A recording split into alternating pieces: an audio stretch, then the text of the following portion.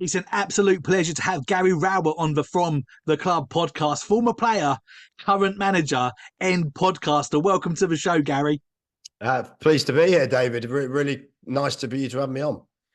Oh, thank you so much. Well, Gary, tell us everything we need to know about you in 60 seconds. Oh wow, it probably won't take 60 seconds in fairness. Yeah, former average footballer. Current manager, been coaching for a long time now, father of four. Love running. That's my passion. Football and running are probably very close in terms of my passion. So yeah, just generally love football and love trying to be positive about what's good about football. So yeah, that's about as good as I'm going to do in 60 seconds. Love reading as well. I won't go into my reading list. But yeah, no, looking forward to this. Do you think you've got a book in you, Gary? Can you see yourself being a writer one day? I mean, you've already conquered the world of playing football, managing, and podcasting. Is there an author in there as well? Yeah, I don't think so. I think, maybe about something different. I think the problem with most footballers, they tell you the same. To do a autobiography, you'd probably have to throw about 20 people under the bus to make it Right. to make it really interesting, because that's what a lot of the story's about. So yeah, I don't know if I'll be quite ready for telling my story just yet, but yeah, no, I'm sure there's some more interesting ones out there than mine. Well, you've achieved something in life that many people dream of. We've already mentioned you played football in the highest level. You're a top manager, and recently you've been in the media for 5 years, but you've now started doing your own podcast as well. As you look back at all of these different aspects of your career, which one brings you the most joy? Well, it's hard one to answer that, really, because I think there's so many moments within it that you love all of them. That's why you do them, for example, play, people say there's nothing like playing, and there isn't, because of course those first early moments when you start in football, I don't know, you make your debut and you've dreamt about it for so many years. At that moment, that's the greatest thing that's ever happened to you. But then I flip forward to managing, and you're trying to get so many people to work together to do one combined thing, which is win a football match. And when you do, that feeling probably trumps playing in some ways. People hate me. I think people hate me saying that, because everyone wants to think that playing is the greatest thing that you can ever achieve. But from a satisfaction point of view, playing was quite easy, because you just went out there and did what you were good at. And obviously you had to work hard at it. So, and I love all the media stuff, but I think probably managing a big game and winning it would probably be the greatest sense of satisfaction, because there's so much hard work and there's so many other things that have to go into that. So I would say that. Yeah, you mentioned about the feelings of your playing debut. Take us back to the beginning. How did it all begin? At what age did you realise that you could become a professional footballer, and how did that all come about, Gary? Yeah, well, I grew up on the Isle of Wight, so it wasn't an easy breeding ground for football, because there wasn't any professional clubs over there. You had Southampton and Portsmouth over the water, but it wasn't, you didn't really get spotted very easily. And I had a few mates of mine in the school team that played. Lee Bradbury was a year younger than me, obviously had an excellent career, and a couple of other lads were at academies. And I remember playing in a national tournament. My school team I went back over to the island for a charity game a couple of weeks ago and saw my former school teacher. And I was chatting about it. I said, well, you forget how good our school team was, because we actually got through to a national final. In one of the quarterfinals, I think I got scouted by a Norwich scout and a Cambridge scout. And a Cambridge scout, I think, was the one that rang up first. I went up there essentially for trials and signed probably a week later, school, more or less apprenticeship form. So I wasn't at a club, didn't go on trial at a club. I think I was a good example of, you just had to keep playing and enjoying the game and hoping that there was a door that would open for professional football. And luckily for me, it did. Probably about 2 months before I was leaving school and going to go to college. So, I'm sure it could have been very different. But yeah, that's how it started. Of course, went to Cambridge and then went on from there. Yeah, you just mentioned Southampton as being one of the more local exchanges. According to Wikipedia, and that's always a very dangerous thing, you very nearly went to Southampton. Is that true? And what other clubs could you have potentially signed for throughout your career? Yeah, probably at that point. I think I was at Birmingham at the time. I dropped down from Derby in the Prem, where I'd played most of the Premier League games. But I remember Jim Smith calling me in and saying, "Look, we've had an offer from Birmingham. We've accepted it." And at that point, I thought, "Oh wow!" And I was always a sort of player, but I'd rather go somewhere I was wanted than stay and not necessarily fight for your place, but I'd rather go somewhere. I felt it was important to go somewhere where they valued you as a player. So went to Birmingham for a couple of years, had 2 really good years in the Championship. And I actually had Charlton, Leicester and Southampton all wanted to sign me in that summer. And looking back, Glenn Hoddle, I think, was a Southampton manager at the time, and Glenn was an idol of mine as a player. My sort of idols were Hoddle, Platini. God knows how I ended up being an averagely technical right back or centre back. So, but I did like a long pass. I did like that long ball that switcher play that both of those players had in the locker. So at the time I had those clubs interested in it. Southampton was an obvious one because it was going back closer to where I grew up. Charlton was a good one because of Alan Kirbishley at the time in the Premier League. But Leicester had just qualified for the UEFA Cup at the time, and Martin O'Neill had just left. They'd had a lot of success there, and Peter Taylor took over. So it seemed to be the logical next step for me, European football as well as back to the Premier League. So wasn't that close to signing for Southampton, but would have been interesting. I probably should have gone and spoke to all 3 really, but I'd made my decision quite quickly. Yeah, you mentioned Jim Smith and Alan Kirbishley, and you've played under some great managers. How much of that has sort of influenced the manager that you've become? Yeah, I think you use all the influences that all the people that you've been across and learnt from, and you take little bits from all of those people. I think the biggest thing I always felt early on, and sometimes it can work against you, but you have to be authentic. I can't go and coach a way that somebody else can coach because that's what they've been successful at. I have to do what I like and what I think is important. And obviously over your career, sometimes that changes a little bit.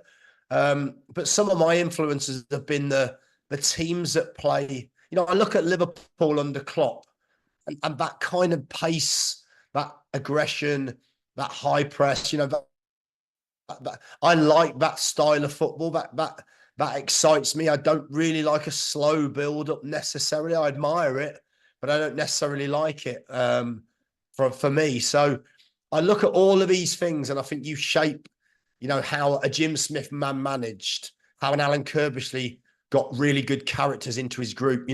How different managers worked in different ways, and I think that's something you take from all of them. But then you have to be authentic to how your personality is. Yeah, that's so interesting. As a player, we've already mentioned you were at some great clubs. As you daydream about your playing days now, what are some of the sweetest memories for you?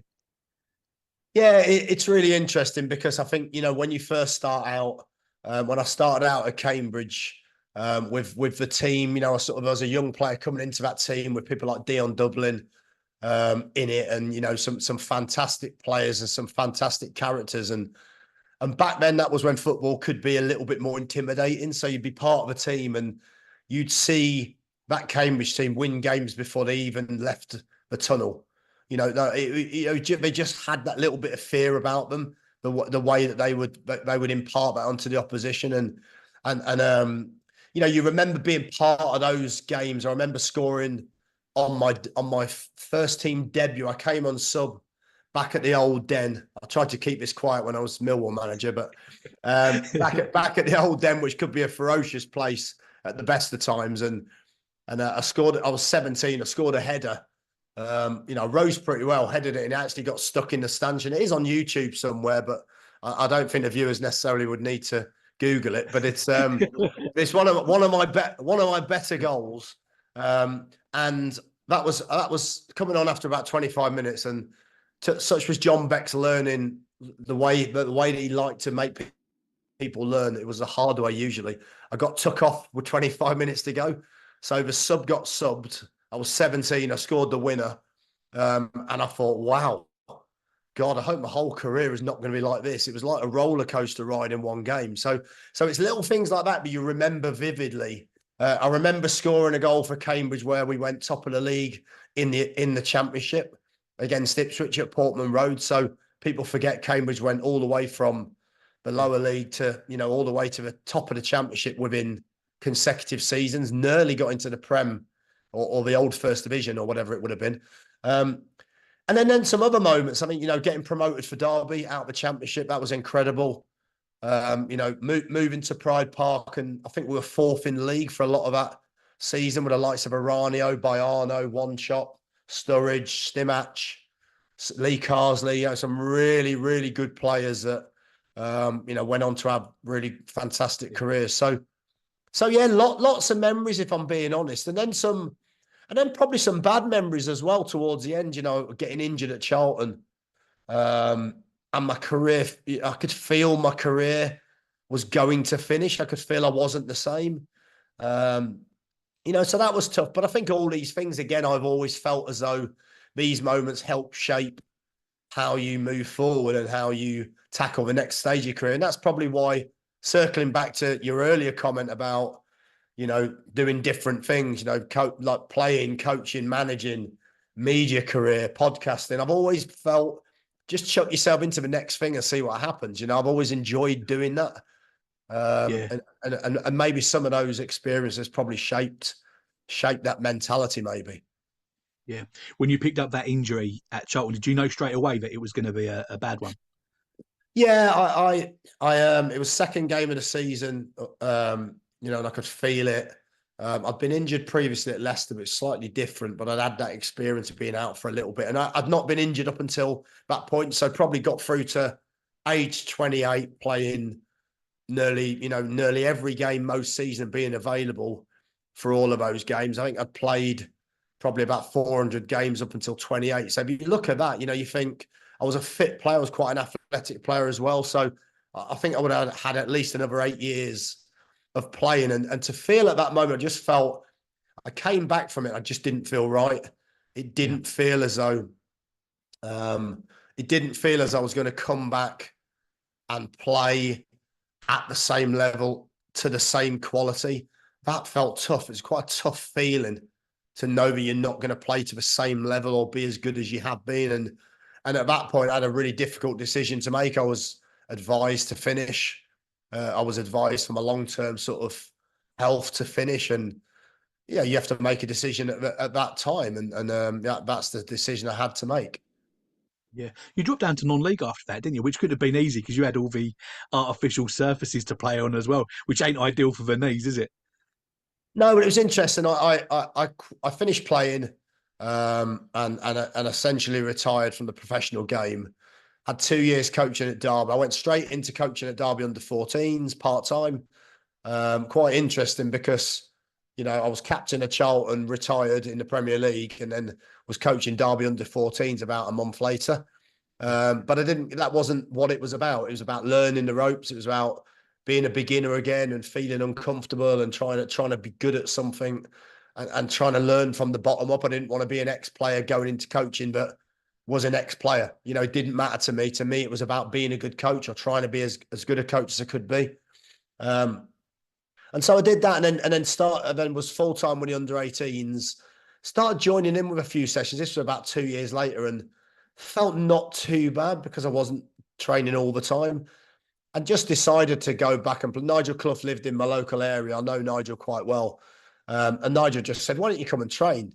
So I went along to St. George's Park this one night where Burton Albion trained. And it was like the film Field of Dreams. It was like a dark country lane. And all you could see was like some floodlights in the distance. So you drove down this sort of track and you got to this world-class, like Deso pitch, floodlights, incredible. No buildings around at the time at St. George's. It was incredible, and that's where Burton trained. And I just thought, you know what? I'll just go and play for fun. And Nigel's brilliant because Nigel would be like, look, if you're coaching on a morning, if you can get like if I was coaching Blackburn away for the under-18s on the morning and they were playing Accrington Stanley in the afternoon, he'd just say, just come and turn up an hour earlier and just play. Yeah, right, yeah. That was Nigel all over, but I think that was his way of recognizing I probably had a little bit more quality than the average player at that level. So he knew he needed to be flexible, but he wasn't bothered about necessarily what people felt. So I did that I think I played for about a season and a bit. I think I played 40 odd games. Really, really enjoyed it. And then my knee started to get back to where it was. And I remember coming home one day and walking sort of 20 feet from my car to my door took me about 10 minutes. I was in absolute agony. You know, I was literally couldn't get out my car. I was limping to my front door. I just thought, what am I doing? You know, what am I doing? I'm gonna cripple myself. So you know, it was worth doing. I think the pain was worth it. But when the pain started to get to a point where this is silly, move on, do something else, you know. So yeah, that was my brief sojourn into non-league football. But I was so glad I did it. Yeah, yeah. You mentioned Nigel Clough. Whenever obviously you mention somebody who's got a famous dad, you can't help but think of his dad, Brian. Did he share any traits from his dad? Could you tell that they were related?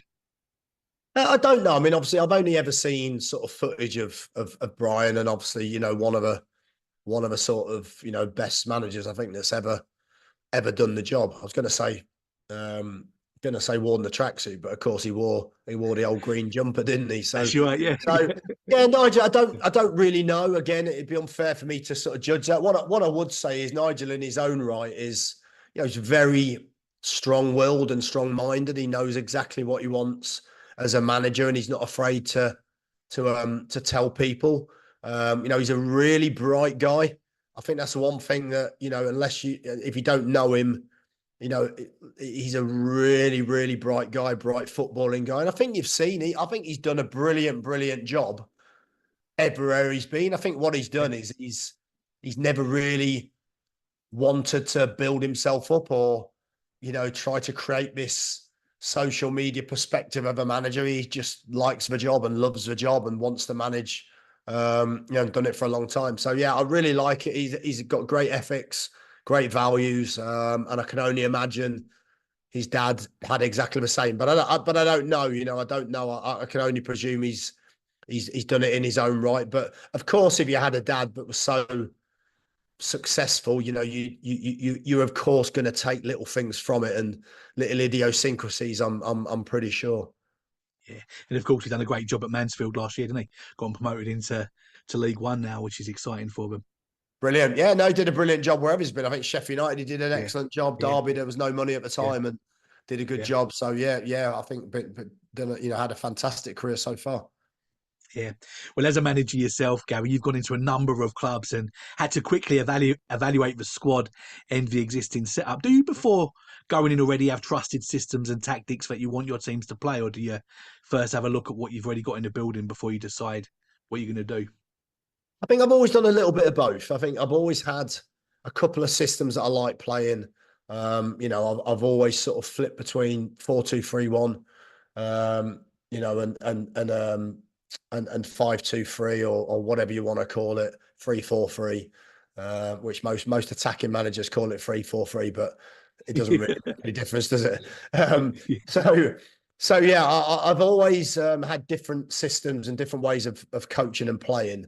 I think your values stay the same. I think your expectations stay the same of what you hope the players will bring and what they want to build for the squad themselves, and the value, you know, the little silly things like the standards around the place that I think are so important that the players really need to take ownership and responsibility for where they can. So different things. I mean, you know, how I coached at Derby with a fabulous squad in the Championship would be very different to how I would coach at Burton in League Two, you know, or how I would coach at Millwall going into it. I think you have to have an idea of the culture around. You have to have an idea of the environment. You know, going into somewhere like Millwall, you have to have an understanding of a fan's expectations. They want to see that energy and effort and desire and good football as well, but maybe not as slow and patient.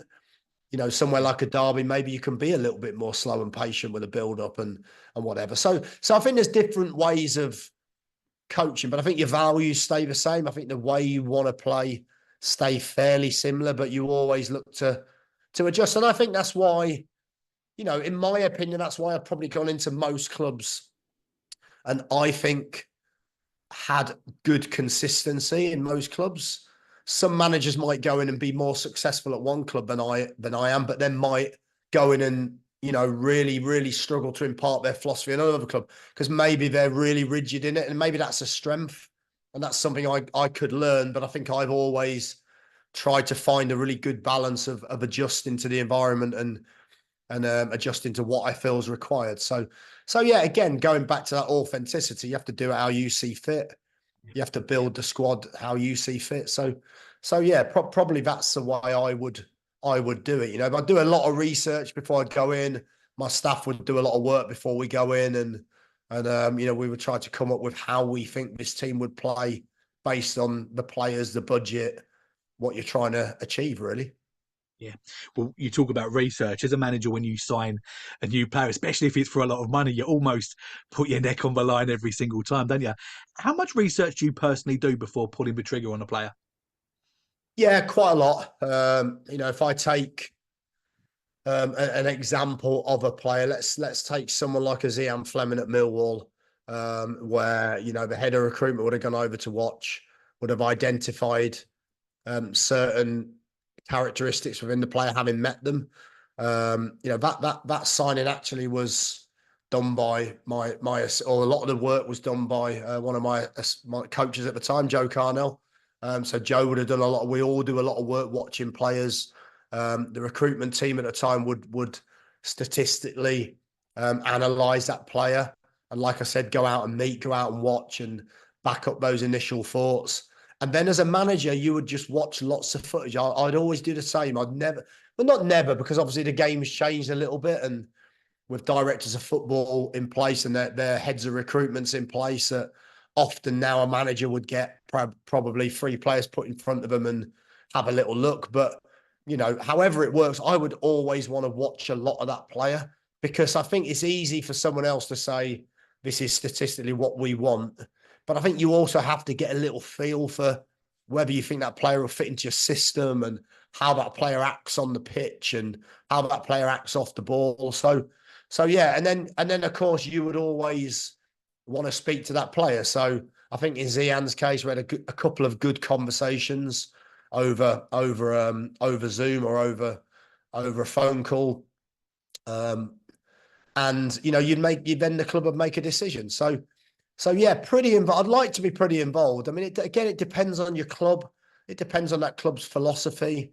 Depends on the staff at that club. You know, does a director of football take on most of that? But I think you have to work together. And I think if you know, as a manager or a head coach, if you're immersed in that process, I think that's a good thing for the club. You're not just saying, okay, yeah, just get me one of those players and I'll work with them. Yeah. You know, you want to spend the same amount of time as the scouts would on you know, seeing whether that player's right. And I think that's really, really important. Yeah. I wanted to talk to you about Zian Flemming because, as we know, football's all about relationships, isn't it? And your network seems to be pretty huge. When at Millwall, you signed Zian, who started off at Ajax, and you had Vogie come over from Germany, and you signed to Norway as well, didn't you, before you left? How do players like this actually get onto your radar in the first place, Gary? Again, a combination. Again, you know, these clubs have got vast recruitment teams and heads of recruitment that, you know, will, you know, they'll see how you want to play, and we will give them, myself and the coaches will give them parameters of how we want to play and what we think each position looks like.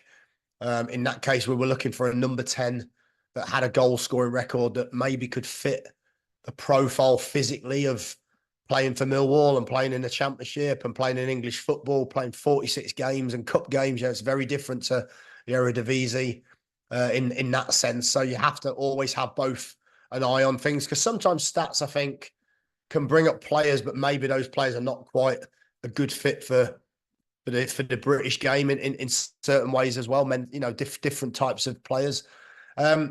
So, you know, and also good connections. So, you know, speaking to people in Holland that we would know, speaking to people in Germany that we would know, getting a background on those players, you know, all different ways of doing it, whether that's the manager, the coaches, or the recruitment team. I think it's important that you get all the information that you can. And I felt at the time, I remember speaking, really interesting. I remember speaking to David Moyes at West Ham.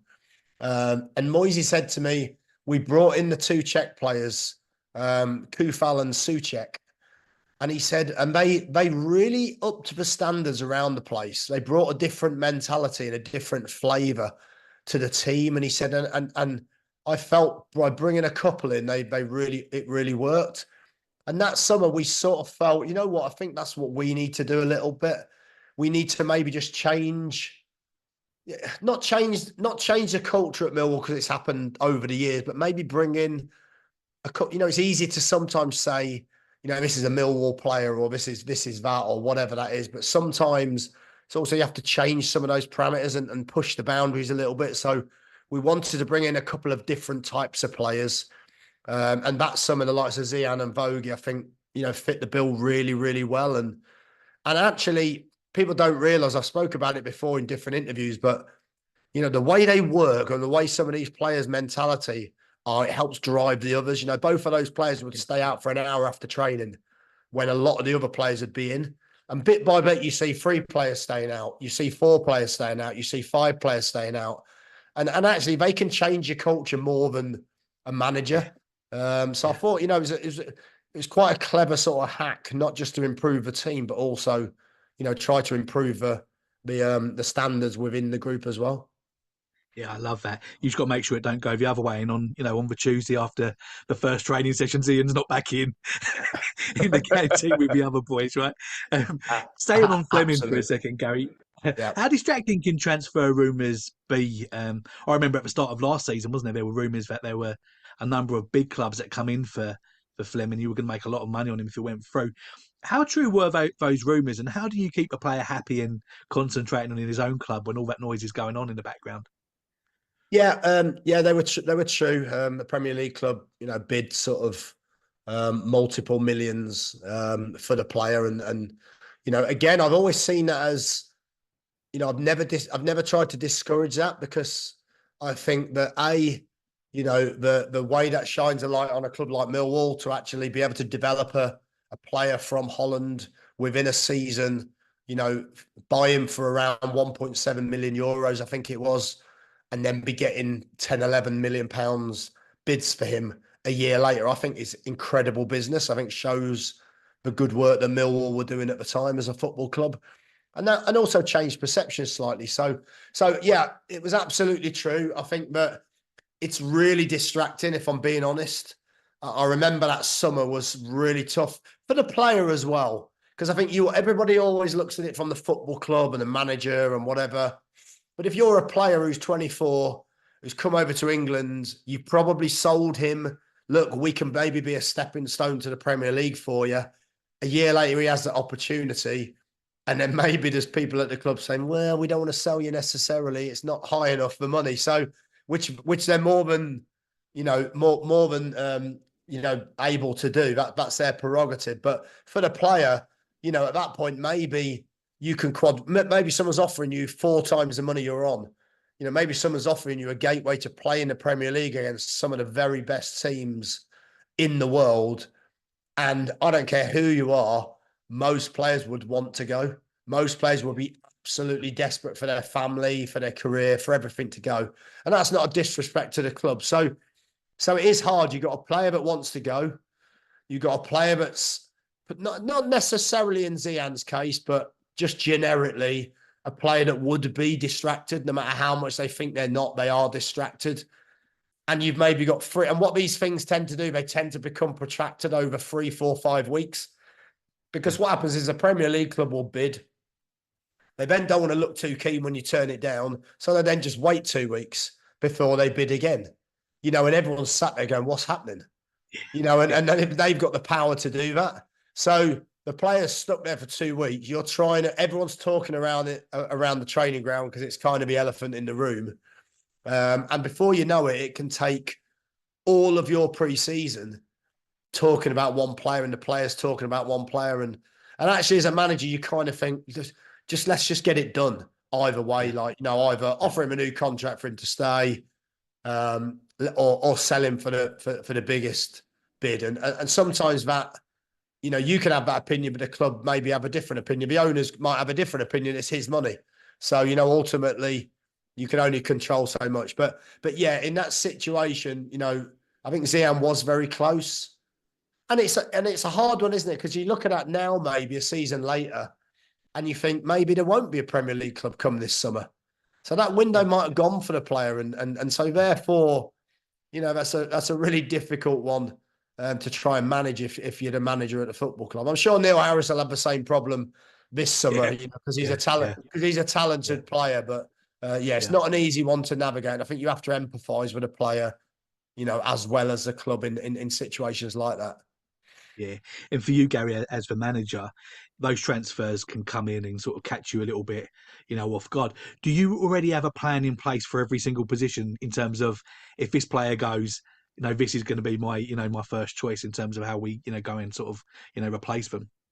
Yeah, you usually do. I mean, what we had that summer, it was really interesting that summer because we ended up with a plan not only to replace Zian, but we had a plan to change formation. It was really interesting. And I look back at that, maybe that was probably a little bit of a downfall last season at the start. Even though we got into a reasonable position, we didn't perform as well as we'd have liked at the start of the season because in my head, I thought we're going to lose Zian Flemming. So if we're going to lose Zian Flemming, we're losing 15 goals from the team and we're not going to replace those 15 goals. So we tried to get two players in, or we had a plan to get two players, one of which was Kevin Nisbet, we felt maybe would get double figures. We had another player from Holland, we felt maybe would get double figures. And I think we were interested in Lyndon Dykes at the time, and we maybe felt would get double figures. And we actually changed formation that pre-season, thinking the Zian wouldn't be here. So we ended up changing to a 5-2-1-2 to get almost three forwards into the Yeah. team, so we could create three ways to score goals. And actually, Zian ended up staying, and so therefore it sort of changed the dynamic of what we were trying to do and what we felt we would have in the building. And I think sometimes I probably should have changed at that point. I probably should have gone back to 4-2-3-1, which is what we were playing previously. But again, you make decisions, you have plans, Yeah. you try to think ahead.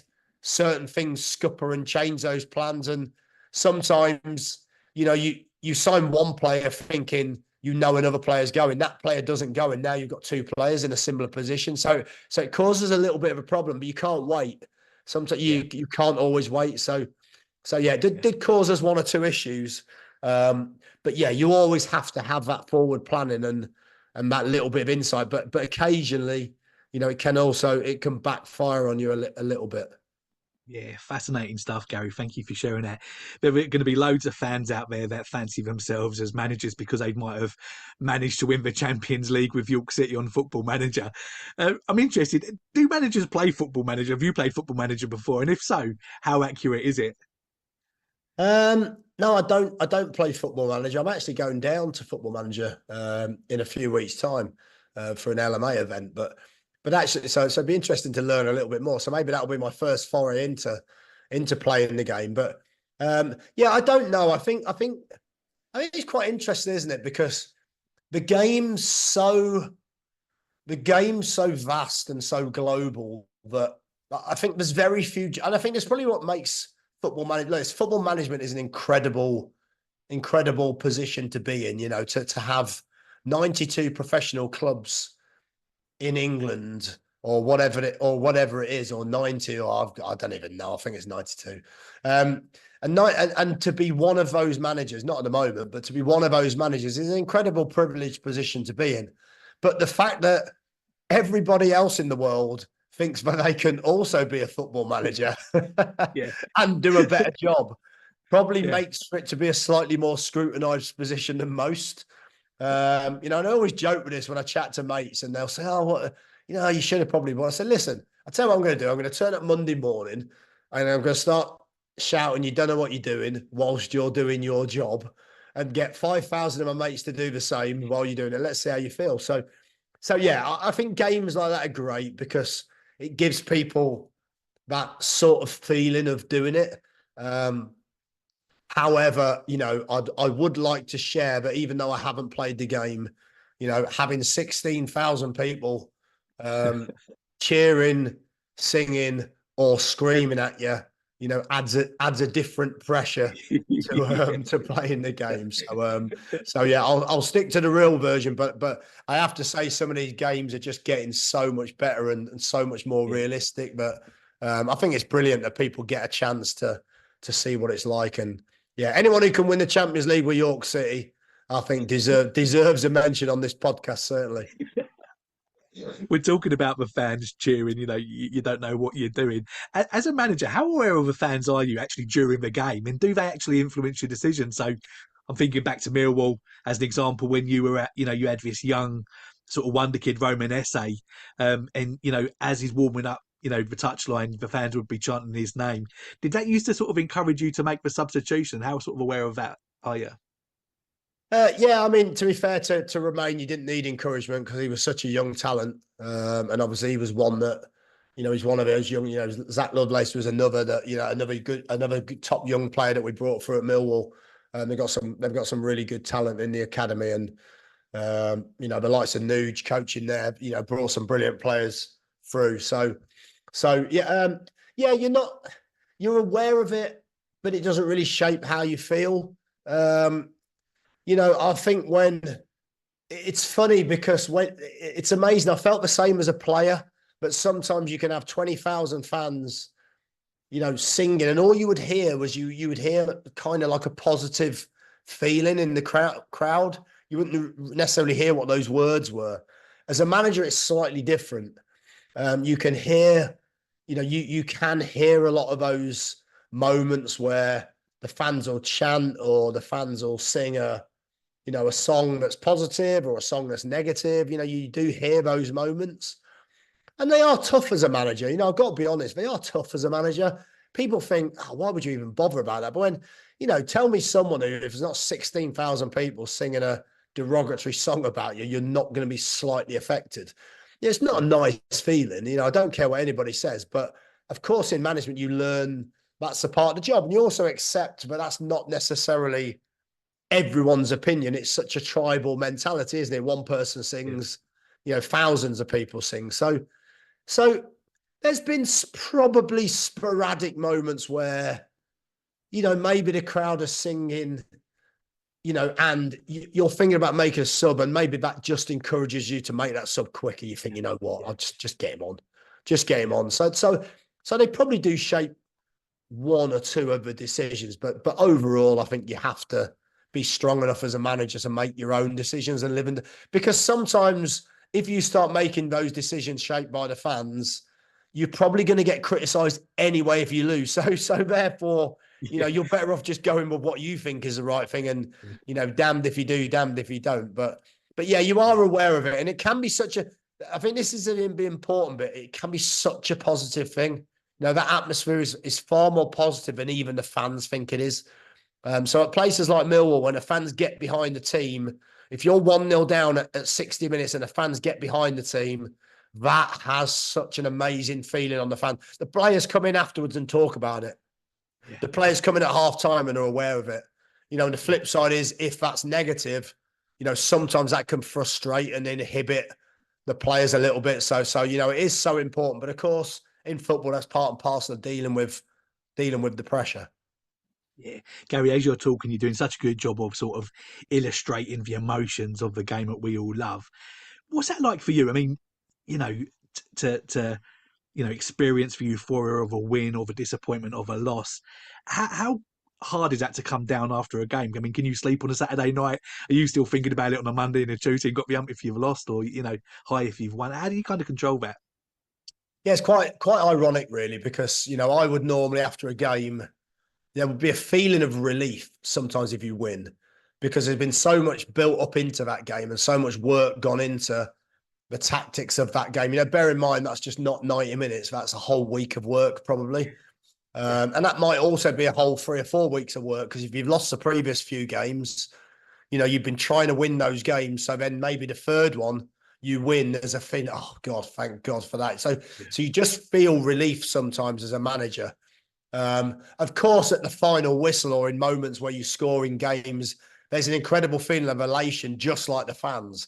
When you see clips of fans, I look to probably be easier. I hate talking about it because it's one that probably I get criticised for, but I look back to the last game of last season for Millwall when we lost to Blackburn, when we needed to win to get in the playoffs.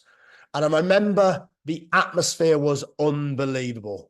And I remember us scoring, and I've looked back since and seen footage of the fans, And the feeling the fans had was the exact feeling I had in that moment. You know, just cannot get a better feeling. And then as soon as Blackburn score, you know, my feeling is probably multiplied by 10 because I've been in the game a long time and I know how these games sometimes can swing on those goals, and I know how the pressure can sometimes affect the players. So I think the emotions of the game are probably the same as the fans, but certainly, but where at the end of the game, the fans would maybe walk off, think about it for a little bit, get in the pub and maybe forget that feeling quite quickly. I'm not saying that that's what they do, but that's my sort of outtake of it. Whereas if you win, that elation stays with them for probably the whole weekend. For me, it's probably fleeting. You know, you have the elation after the game or when you score, when the whistle goes. And then after that, it's often a big come down either way because there's just that feeling of relief. And then honestly, Sunday morning or Saturday night, I'm watching the game back and I'm watching the next opponent. So I might be sat with a glass of wine when my wife's watching TV and I've got the laptop out and I'm watching the next game. And I've got to do that to move forward for the next one. So it's a really sort of sadistic feeling in a way because you win a game, you feel great for 10 minutes. And then literally you're then working towards the next one where you're unsure again and you don't know what's going to happen. So it is a strange feeling, but I think that roller coaster of emotions is probably the bit that drags you to it. You know, there's been times I've come out of a job and thought, do you know what? Like, why would I put myself through that again? And then a month later, you're thinking, God, I miss it. You know, so I think that's the adrenaline. That's the adrenaline that probably a fan gets going to each game and looking forward to the next one, regardless. You know, for a manager, it's probably, you know, far more of a roller coaster through the week. So it's probably me easy. Probably haven't explained that very well, but it's probably the easiest way of explaining it. Yeah, no, it's brilliant, Gary. And these are the sort of things that you talk about on your podcast. And one of the things that I love about the podcast, the Breaking Lines podcast, is that you show us the side of football that the fans don't really know about. And by the way, if you're watching this and you haven't subscribed, then make sure that you do. I'll make sure that there's the links to the YouTube channel and the podcast in the description below. Gary, tell us about the podcast and how you guys actually come up with the idea in the first place.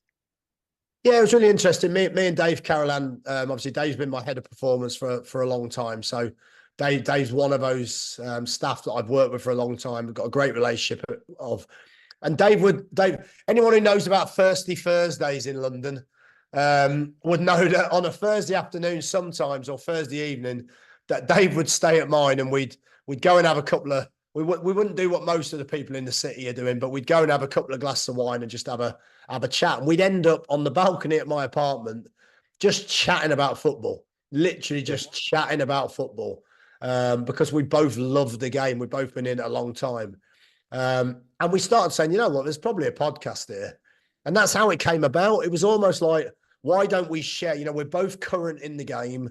We're both working in the game. There's a lot of ex-players and media people doing podcasts. There's not many people in the game actively working as a manager and head of performance. So that's really the start of it. And we just wanted to share some of these insights with the fans, with fans of the clubs we worked at, with, you know, fans of football in general. And hopefully we give a little insight. And, you know, we've got a few different strands of it. We've got our sort of general, me and Dave having a chat about, you know, maybe the summer transfer window to give people a little bit of insight. We just started doing a whistleblower series, which allows people to send in the questions, which has been really interesting. I think that's part of it. And we've got a series coming up with some interviews of people in the world of sport as well, which we want to get to the crux of what do people feel in those moments? You know, like you're asking me, what do people feel when you step out and maybe a game hasn't gone right or an interview hasn't gone right or, you know, something else hasn't gone right in a different, you know, I love MMA. I love running. You know, if you're in, you know, during a marathon and something's not going right with your race, you know, how does it feel? What do you do in those moments? So I think that's how sort of Breaking Lines came about. And we've really enjoyed, and also we've just really enjoyed it. I'm sure you do yourself. You know, we've just loved doing it. So why not do something because you love it we're certainly not making millions of pounds from it. So yeah, we're doing it because we love it, and that's how it came about. So yeah, long may that continue. Yeah, oh, absolutely. Well, it's definitely one of the best podcasts out there. I love them. And yeah, if you've not checked it out, make sure that you do check out the link in the description below and go and support Gary and Dave and make sure that you subscribe to that. So just pull back the vow a little bit like you do on your podcast. Let's talk about man management, for example. Gary, we've all heard stories and how Harry Redknapp used to manage Paul Merson and Sir Alex and how he used to manage Eric Cantona. Have you found yourself having to work with a special type of character, should we say, that needed a bespoke style of management?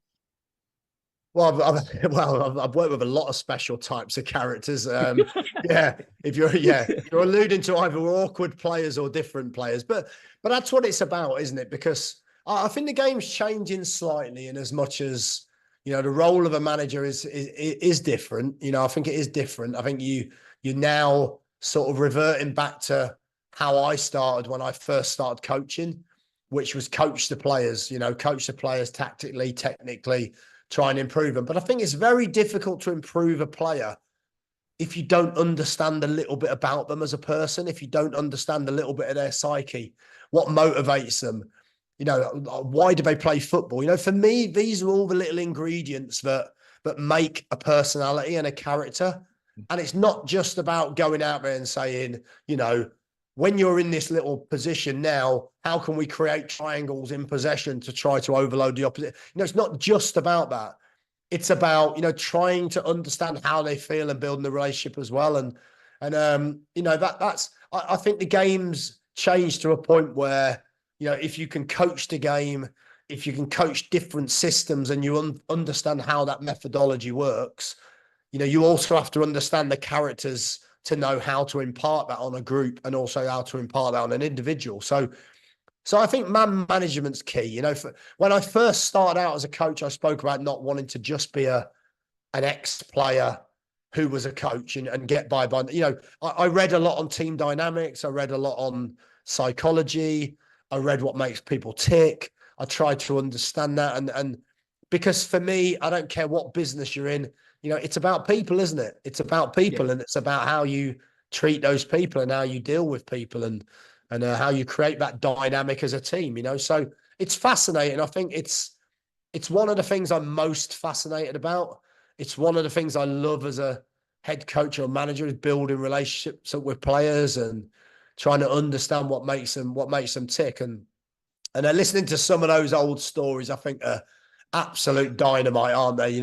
Literally, dynamite. I mean, I've got so many stories from being a young manager, having to deal with different situations and different scenarios that you wouldn't dream you would have to deal with. Do you know what I mean? It's just incredible, but you learn on the fly and you learn in the job, and I think it makes you better for it.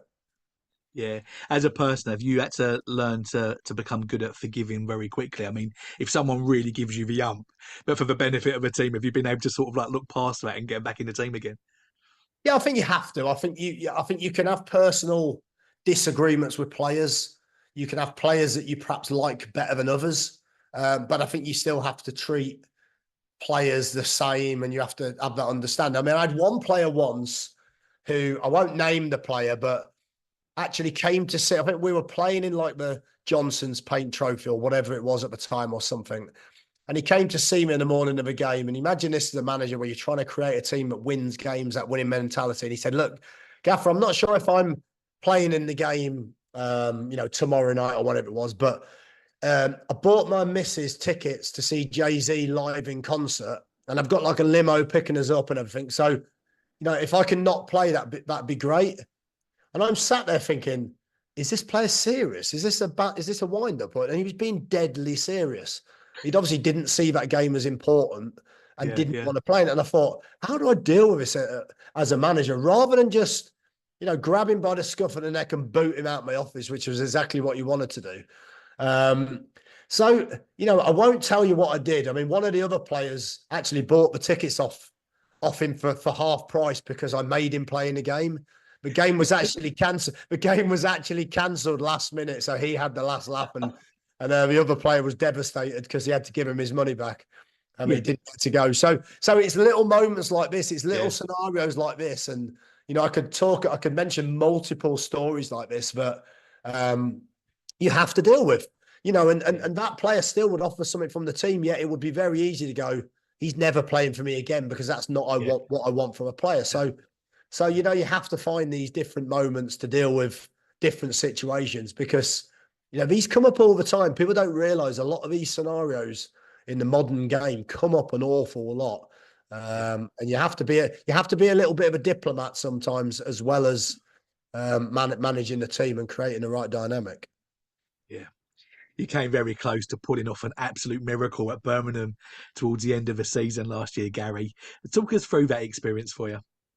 Yeah, difficult experience in some ways. I went back, as a manager, people around me said, like, why would you do that? Why would you go back for 8 games, put yourself at risk like that as a sort of manager that's managing the Championship for sort of 10, 12 years, reasonably successfully. But I just felt it was the right thing to do. I spoke to Tony, who reached out to me. I spoke to the club.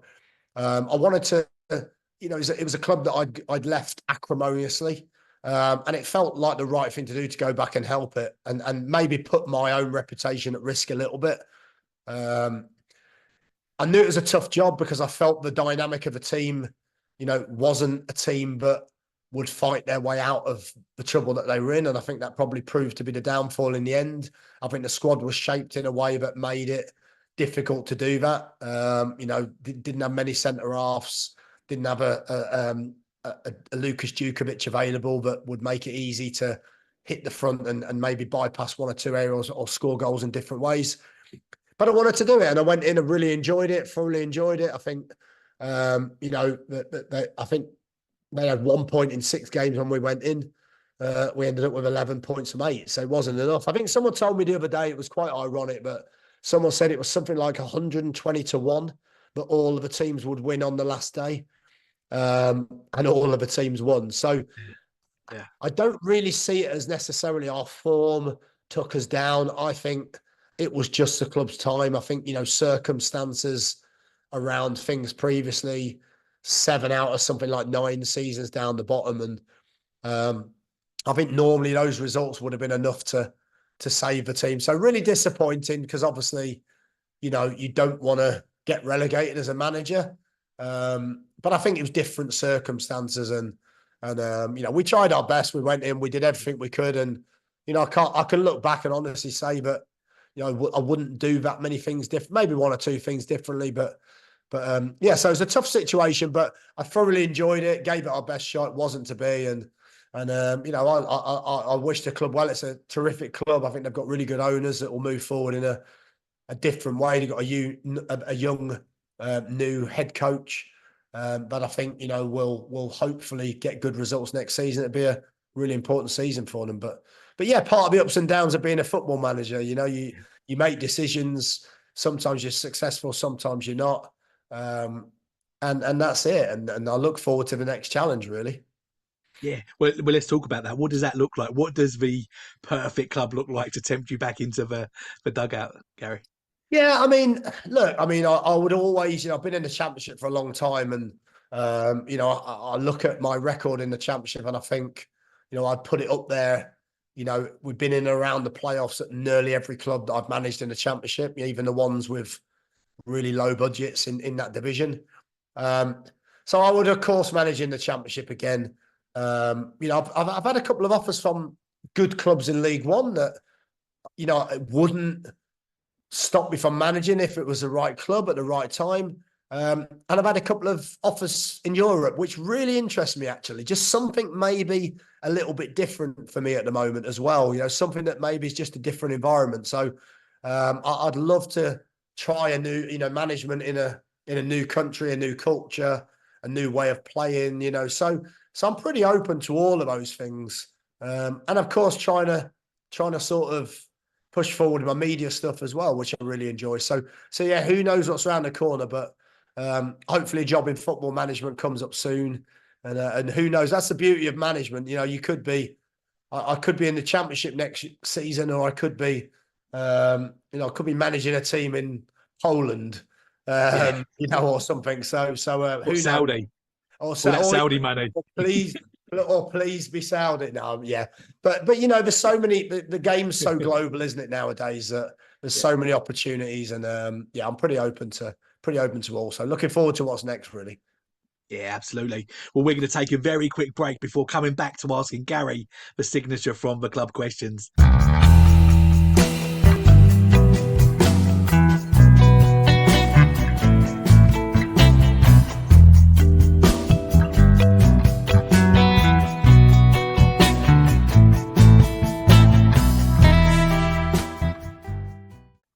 Gary, as you know, as a business, we're all about official signed memorabilia. So these last few questions are all memorabilia related. Are you ready? I am ready. Yes, fire them at me. So, Gary, have you ever asked anyone for their autograph in person before? And if so, who? No, I haven't. And the reason behind that is I think when you're in the public eye yourself, and when you're in professional football yourself, I think you appreciate sometimes, there's sometimes a moment maybe to not ask someone for an autograph, and obviously it's difficult to know the right time. So I'll probably refrain from doing that. The one that I did, I ran the London Marathon this year rather. I'm getting football mixed up with running. This year, and the hardest geezer was walking around the VIP tent, and in my head I thought, go on, go and say hello and have a picture taken with him for the Instagram, and just because I love what he's doing. So but I didn't do that. I sort of stopped myself. There's been a couple of times that I've stopped myself with people that maybe I'd be interested in chatting to. So probably more of a chat would be more my thing than maybe asking for an autograph. Yeah, well, we see players swap shirts after the game. Have you ever been tempted to swap jumpers with another manager? I mean, because you're always a very well dressed manager as well, so I'm sure the other manager would be happy for the exchange. Yeah, I've never met anyone I wanted to swap with their attire. So no, I think it's interesting, but as a player, again, I never really did that. When I see players, you see it, people can get quite extreme, can't they? I've seen players trying to swap shirts at half time. Yeah, When you're in the yeah, Premier League playing against the Man United team and they're trying to swap shirts at half time, you're thinking, just from a mentality point of view, does it feel like you're more bothered about that than winning the game? So I think there's always a little bit of a conflict when you're in the game.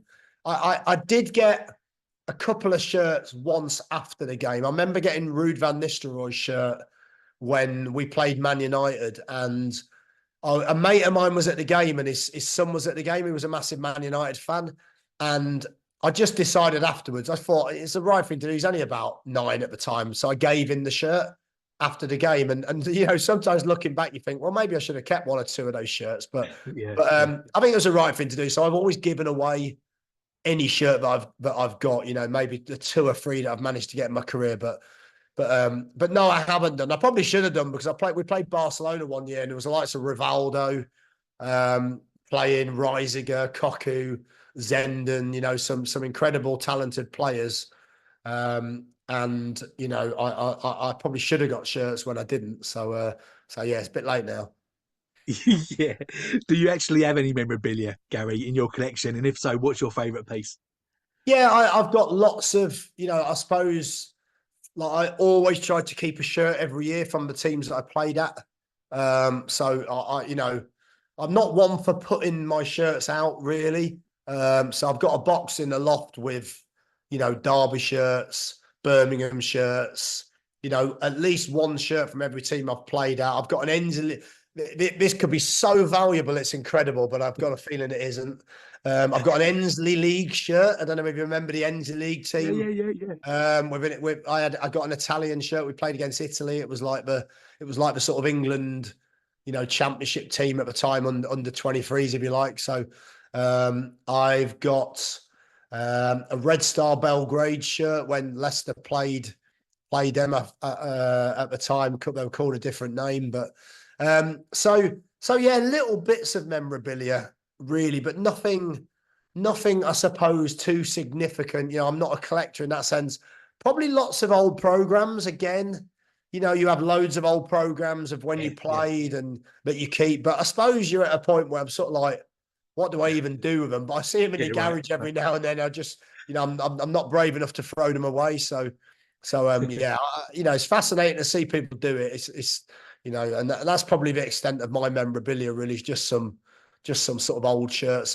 But what's amazing is the shirts back then. If you ever tried them on now, they're like 15 sizes too big. It's Yeah, absolutely incredible. Everyone just used to wear huge shirts, didn't they? I think yeah, yeah, until Tottenham brought that Kappa shirt in that was like skin tight. yeah, You yeah, like a remember that? tattoo. So Yeah, yeah, yeah, yeah, yeah, yeah. so yeah. I wish I'd have kept the old boots as well. I had a bin liner full of old boots. I love boots. I can remember Yeah. virtually every boot I wore. But yeah, again, probably gave them all away as well. So not too much. Nah. If you could have anyone's autograph, dead or alive, who would you have and why? Oh wow, what a question! What a question! Oh, again, I think that's so hard to answer. I think I'd have to.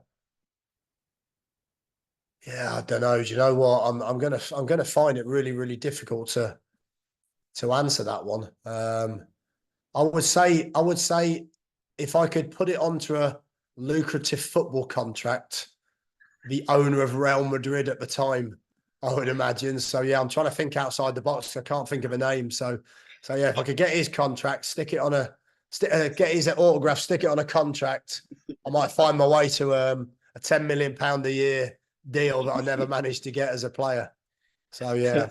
Sorry, I couldn't Uh, think of one. There was too many people to think about. no, of course, Gary. No, no worries at all. Thank you so much, mate. Listen, it's been an absolute joy to spend the last hour with you, Gary, mate. I really appreciate your time. Before we let you go, let the listeners know any closing thoughts and also how they can follow you on social media. Yes, yeah, please follow us. We're Breaking Lines Pod, Gary Rowett One on Instagram. You'll be able to find most of the other lines searching on YouTube. So give the podcast a watch, see what you think. And again, that's what these interviews are about, aren't they? That we're all sharing ideas, we're all sharing. You gave me advice for our podcast on your experience, so that's what it's all about. So yeah, I hope everyone enjoys it. If they've got anything they want to know, send the questions in. Because I think we all love football, we all love the game, we're all passionate about the game, whether we're in it professionally or just as a fan. So we're all the same. Yeah, it's a pleasure working in the industry because it really is, a fantastic game. Yeah, top man. Well, like I said before, wherever you're listening or watching to this interview, the links for Gary's Instagram and for the podcast are going to be in the description below. So make sure that you can give it a follow now. And also, for the Whistleblowers series, make sure that you offer them some questions as well. Gary, thanks again for your time, mate. Really enjoyed it. David, my pleasure.